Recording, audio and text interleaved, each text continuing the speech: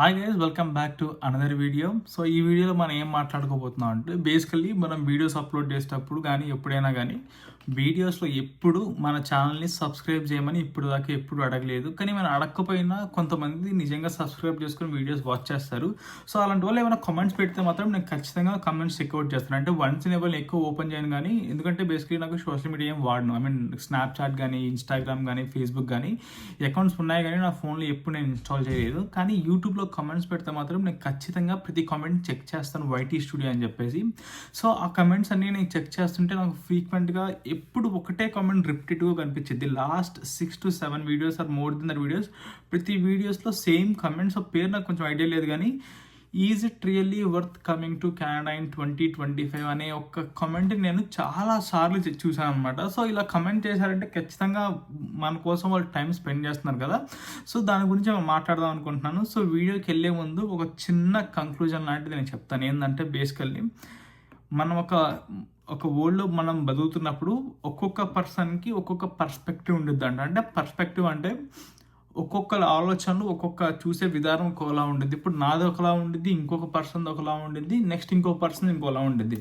So దానికి ఒక example ఎలా చెప్తా అంటే, ఫర్ ఎగ్జాంపుల్ ఇప్పుడు మనం కానీ పాలిటిక్స్ గురించి చూసుకుంటే, మనకు బేసికలీ మనకు ఒక ఉపయోగం లేదు పాలిటిక్స్ వల్ల. కానీ నాకు పవన్ కళ్యాణ్ అంటే ఇష్టం. ఇప్పుడు కొంతమందికి జగన్ అంటే ఇష్టం, కొంతమందికి చంద్రబాబు నాయుడు అంటే ఒక్కొక్కరి పర్స్పెక్టివ్లో ఒక్కొక్కరు ఫేవరెట్స్ ఉంటాయి. అలాగే ఒక్కొక్క లైఫ్లో ఒక్కొక్కరికి ఒక్కొక్కటి చేయాలనిపిస్తుంది. ఇప్పుడు ఫర్ ఎగ్జాంపుల్ నాకు అనుకోండి, నాకు నిజంగా మామూలుగా నాకు రెస్టారెంట్స్ మీద, ఇలా ఓల్డ్ ఏజ్ హోమ్స్ మీద ఇలాంటి వాటి ఇంట్రెస్ట్ ఎక్కువ అనమాట. అంటే ఎప్పటికైనా అలాంటి ఫీల్డ్స్లో మనం వెళ్ళాలి అని చెప్పేసి. అలాగే బైక్స్ అండ్ కార్స్ కూడా నాకు చాలా ఎప్పటి నుంచో బాగా ఇష్టం అనమాట. అంటే ఇది ఆటోమొబైల్స్ అంటే ఇవి అన్నీ కానీ ఏ ఆటోమొబైల్ అయినా నాకు చాలా ఇంట్రెస్ట్ అనమాట. సో అది నా పర్స్పెక్టివ్. సో ఒక్కొక్కరి పర్స్పెక్టివ్ ఒకలా ఉండేది. మనం ఇవాళ ఏం మాట్లాడుతున్నాం అంటే 2025లో కెనడాలో ఎంఎస్ చేయడం బెటరా కాదా అనేది నా ఒపీనియన్. నేను చెప్తాను, it's completely my personal opinion. నా ఒపీనియన్ ఇలా ఉందని చెప్పేసి ప్రతి ఒక్కరి ఒపీనియన్ అలాగే ఉంటుందని నేను చెప్పాను, కానీ ఒక్కొక్కరు ఒక్కొక్క ఒపీనియన్ ఉంటుంది. నా ఒపీనియన్ అంటే చెప్తాను, మీకు నచ్చితే ఓకే, అదర్వైజ్ మీరు ఇంకో వేరే ఆప్షన్స్ కూడా చెక్ చేసుకోవచ్చు.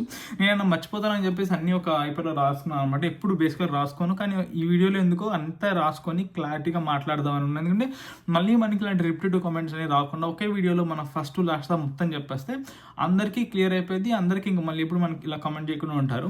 So first, is it worth coming to Canada? So basically నేను చెప్పేది ఒకటే, వీ ఓన్లీ లివ్ వన్స్. మనం ఒకసారి బతుకుతాం. సో బతికినప్పుడల్లా వెరైటీగా బతకడం నాకు చాలా ఇష్టం. అంటే ఒకటే ప్లేస్లో ఉండకుండా అలా ప్లేసెస్ మారుతుంది. అలా అని చెప్పేసి కంప్లీట్ కెనడా ఉండడం నాకైతే అసలు ఇష్టం లేదు. కానీ సో నా ప్లాన్ ఏంటంటే, మేబీ నేను ఒక 22 years ఉన్నప్పుడు వచ్చాను, ఒక 8 years 7 years అలా ఉండేసి దాని తర్వాత మళ్ళీ బ్యాక్ టు హోమ్ అలా అనేది నా ప్లాన్ అనమాట. అంటే కొంతమందికి ఏముంటుందంటే ఇక్కడికి వచ్చేసి రిటైర్డ్ అయిపోయేదాకా 60-70 years అలా ఉంటారు, వాళ్ళ చాయిస్ అది.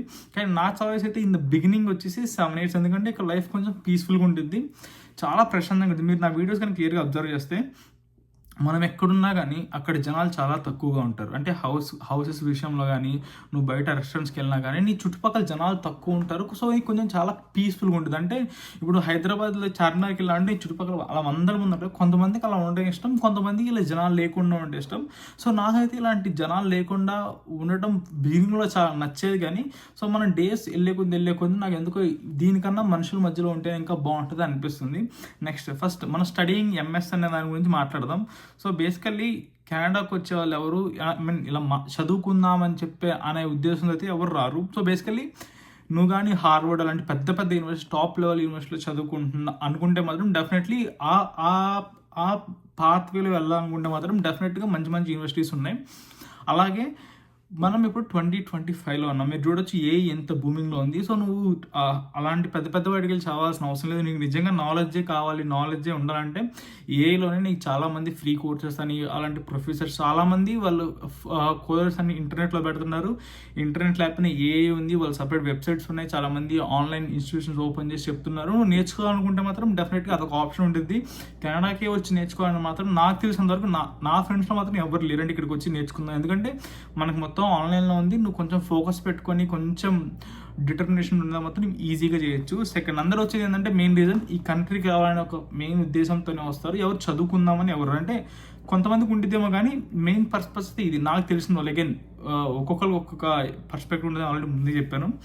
నెక్స్ట్, అంటే నెక్స్ట్ ఏమంటే మామూలుగా నెక్స్ట్ ఫ్యూచర్ ప్లాన్స్ అందరికీ ఒక ఫ్యూచర్ ప్లాన్ ఉంటుంది బేసికల్లీ. ఇప్పుడు నాకు అనుకో 8 years ప్లాన్. ఇప్పుడు నాకైతే బేసికల్లీ ఇంకొక 1 year 2 years ఉండాలనిపిస్తుంది, అంతకన్నా ఎక్కువ ఉండలేకపోతున్నాం. బేసికల్లీ అంతా బాగుంది, లైఫ్ పీస్ఫుల్ ఉంది, మనకి మనీ మంచిగా రొటేట్ అవుతున్నాయి. అలాగే నాకేమనిపిస్తుంది అంటే ఒకనొక పాయింట్ ఆఫ్ టైంలో నేను ఎవ్రీ మంత్ అలా నాకు మనీ బాగానే వస్తాయి, కానీ వచ్చినవి మొత్తం అలా బిల్స్ కట్టడానికి, హౌస్ రెంట్స్కి, వాటికి మోస్ట్ ఆఫ్ ద మనీ వెళ్ళిపోతుంది అనమాట. సో ఈ సేవింగ్స్ చాలా తక్కువ ఉంటున్నాయి. సో మనం ఏమైనా చేయాలనుకుంటే ఫ్యూచర్లో ఇలాంటి కొంచెం కొంచెం సేవింగ్స్తో మనం చేయడం కష్టం అని నేను అనుకుంటున్నాను. బేసికలీ మీకు కానీ కొంచెం స్కాములు వీటి గురించి ఐడియాలు ఉండి, అంటే బేసికలీ ఇక్కడ స్కాములు చాలా విపరీతంగా జరుగుతాయి. అవి కూడా లీగల్ వేలో జరుగుతారు అనమాట. అంటే నువ్వు ఇల్లీగల్కి వెళ్ళి స్కాములు చేయాల్సిన అవసరం లేదు, లీగల్ వేస్లోనే చాలా స్కాములు చేసి డబ్బులు సంపాదిస్తారనమాట. నీకు దగ్గర కొంచెం బిజినెస్ చేయాలన్న చిన్న ఐడియాతో వస్తే మాత్రం కొంచెం డబ్బులు సేవ్ చేసుకొని ఇక్కడైనా ఒక స్టేబుల్ బిజినెస్ కానీ ఒకటి చేయగలిగితే నీకు మనీ చాలా ఫాస్ట్గా గ్రో అవడం చూస్తావు. అలాగే it depends on what type of industry are choosing. అంటే నువ్వు రెస్టారెంట్స్, ఇప్పుడు నేను కెనడాకి వచ్చిన స్టార్టింగ్లో 3.5 years బ్యాక్ మేము ఎప్పుడైనా బిర్యానీ తినాలంటే మాకు 4 options, పేర్లు ఎందుకు లేవు, నాకు ఒక 4 options ఉంటే ఈ 4 నుంచి మేము మోస్ట్లీ ఆర్డర్ చేసుకునేవాళ్ళం. అంటే బయట ఎక్కడ మాకు ఇంకా పేర్లు కూడా తెలియదు అనమాట. కానీ ఆఫ్టర్ 3.5 years ఇప్పుడు ప్రతి గల్లీకి ఒక రెస్టారెంట్ ఓపెన్ అవుతుంది, ప్రతి ఒక్క ప్లాజాలో ఒక ఇండియన్ రెస్టారెంట్ ఉంటుంది, పర్టికులర్లీ సౌత్ ఇండియన్ రెస్టారెంట్స్. అంటే బేసికలీ జనాల దగ్గర డబ్బులు చాలా ఎక్కువైపోయినాయి, అందరూ బయట తింటున్నారు. అందుకని చెప్పేసి ఈ రెస్టారెంట్ ఒక్కసారిగా బల్క్గా ఓపెన్ చేశారు. కానీ మీరు చూస్తే మాత్రం స్టూడెంట్స్ రావడం మానేశారు, అందరూ మానేశారు. దాని గురించి కూడా మనం వీడియోలో వెళ్తూ మాట్లాడదాం. నెక్స్ట్ పిఆర్ అనే దాని గురించి మాట్లాడదాం. పిఆర్ అంటే permanent residence. So most probably ఇంతకుముందు అందరు కెనడా చూస్ చేసుకోవడానికి కారణం ఏంటంటే, సో వీసా ఇష్యూస్ తక్కువ ఉంటాయి అనమాట. అంటే బేసికలీ ఇప్పుడు మీరు యూఎస్కి వెళ్తే మాత్రం మీకు F1 స్టూడెంట్ వీసా, H1B, అలాగే గ్రీన్ కార్డ్, అవి కొంచెం కాంప్లికేటెడ్ ప్రాసెస్. కానీ కెనడాలో మాత్రం ఆ ప్రాసెస్ చాలా ఈజీగా ఉండేది ఒకప్పుడు, బట్ ఇప్పుడైతే కంప్లీట్లీ డిఫరెంట్గా ఉందన్నమాట. సో వన్స్ నేను వచ్చే టైంలో ఎలా ఉందంటే, అందరూ కెనడాకి వస్తారు, ఒక 2 years జాబ్ చేస్తారు, వెంటనే పిఆర్ అప్లై చేస్తారు, అప్పుడు పాయింట్స్ తక్కువ ఉంటే ఈజీగా వచ్చేసేది. ఇంకా మీకు కానీ ఐడియా ఉంటే మాత్రం కోవిడ్ టైంలో టిఆర్ టు పిఆర్ అనే ప్రోగ్రామ్ పెట్టారు. అంటే అది ఎలా అంటే, మీరు ఒకసారి కొంచెం చాట్‌జిపిటీలో కానీ గూగుల్లో కానీ రీసెర్చ్ చేస్తే అసలు పిఆర్ అంటే ఏంటి, పాయింట్స్ ఎలా ఉంటాయి, సిఆర్ స్కోర్ అంటే ఏంటి, వీటన్నిటి గురించి కొంచెం నాలెడ్జ్ ఉంటే మాత్రం అర్థమైంది, లేకపోతే అంతా కొంచెం కొత్త విషయాలు అనిపిస్తుంది అనమాట. సో మేము వచ్చే టైంలో ఎలా ఉందంటే, పిఆర్ ప్రాసెస్ చాలా ఈజీగా ఉండింది. సో మేము వచ్చిన ఒక 2-3 years వస్తే ఏమైందంటే పిఆర్ ప్రాసెస్ కష్టం అయిపోయింది. సో ఏదైనా ప్రెజెంట్ సిచ్యువేషన్లో అయితే పిఆర్ రావడం చాలా ఇంపాసిబుల్. సో బేసికలీ నాకు కూడా పిఆర్ వస్తాను గ్యారంటీ లేదు. 40-60%, 40% 30%, ఇంకా 30-70 అని మనం చెప్పుకోవచ్చు.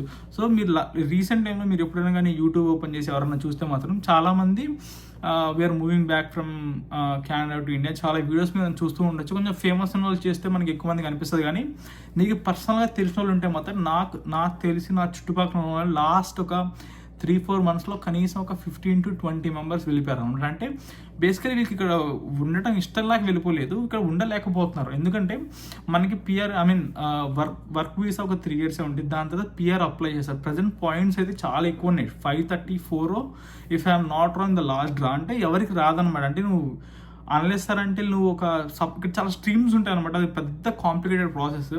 సో అలాంటి స్ట్రీమ్స్లో నీకు సెలెక్ట్ అయ్యి నీ లక్ బాగుంటే వెళ్ళిపోవచ్చు. అంటే ప్రతి ఒక్కరికి రాదని కాదు, కానీ మెజారిటీ ఆఫ్ ద పీపుల్కి రావట్లేదు. కొంచెం స్మార్ట్ మూవ్స్తో డిఫరెంట్ వేస్తో వెళ్తే నీకు పిఆర్ వస్తుంది. ప్రెసెంట్ 2025 కూడా నీ దగ్గర డబ్బులు ఉంటే ఒక 30-40,000 చాలా లూప్ హోల్స్ ఉంటాయి అనమాట. ఫేక్ మ్యారేజెస్ ఇలాంటివన్నీ చేసుకుని పిఆర్లు తెప్పించుకుంటారు. బేసికల్లీ మన సౌత్ ఇండియన్స్ కొంచెం తక్కువ మంది ఉంటారు, కానీ నార్త్ ఇండియన్స్ మొత్తం చాలా మంది లాంటివి చేస్తుంటారు. సో మనకి అగైన్ నాకైతే అసలు పిఆర్, సిటిజన్షిప్ వాటి మీద అసలు ఇంట్రెస్టే లేదు. సో బేసికలీ మహా అయితే ఇంకో 2-3 years ఉంటాం, ఆ తర్వాత మళ్ళీ ఇండియా మూవ్ బ్యాక్ అయిపోతాం అనమాట. So that was my plan. So మీరు కానీ ఎవరిని అడిగితే 100 members అడగండి, is it worth to coming to Canada అంటే 99 members అని చెప్తారు. కానీ ఆ 1% మాత్రం నేను చెప్తాను. So it's better to come in 2025, ఎందుకంటే మీరు ఇప్పుడు వస్తే మీకు ఇంకో నెక్స్ట్ 5 years ఛాన్స్ ఉండిద్ది. సో మీకు కెనడాలో ఫస్ట్ టైం డ్రాస్టిక్గా పాపులేషన్ డ్రాప్ అయిందన్నమాట. అంటే ఎప్పుడు పాపులేషన్లో పెరుగుతూనే ఉంది, ఇమిగ్రేషన్ వచ్చే వాళ్ళంతా. ఫస్ట్ టైం లాస్ట్ ఇయర్ ఏమైందంటే తీసినప్పుడు ఫస్ట్ టైం డ్రాప్ అయిందంటే ఈ డ్రాస్టిక్ డ్రాప్. ఎప్పుడు 500K వచ్చేవాళ్ళు ఒకసారిగా 250 కంటే అలా ఆ నెంబర్స్ కొంచెం వేరే అవుతాయి, కానీ హాఫ్ ఆఫ్ ద మెంబర్స్ తగ్గిపోయారు అనమాట. ఆ వచ్చేవాళ్ళు mostly north Indians. Once upon time నేను యూట్యూబ్ ఛానల్ స్టార్ట్ చేసినప్పుడు నేను ఎక్కువ యూట్యూబ్లో వీడియోస్ ఏం చేయను, కానీ వన్స్ ఇన్ ఏ మంత్ ఏదో ఒక ర్యాండమ్ వీడియో పోస్ట్ చేస్తాను, జస్ట్ యాజ్ అ మెమరీస్. నేను అందుకని ఎప్పుడు వీడియోస్లో సబ్స్క్రైబ్ చేయని చెప్పాను అనమాట. మీరు కానీ అది చూస్తే మీకు అర్థమవుద్ది నేను బేసికలీ ఎందుకని చెప్తున్నాను అనమాట. మీరు వస్తే మాత్రం టైం చేంజ్ అవ్వచ్చు, కొంచెం మనీ పెట్టుకొని వస్తే మాత్రం డెఫినెట్గా ఇట్స్ రియల్లీ వర్త్. మనం ఉన్న ఒక్క లైఫ్లో ఖచ్చితంగా అన్ని ఎక్స్పీరియన్స్ చేయాలని నేను అనుకుంటున్నాను.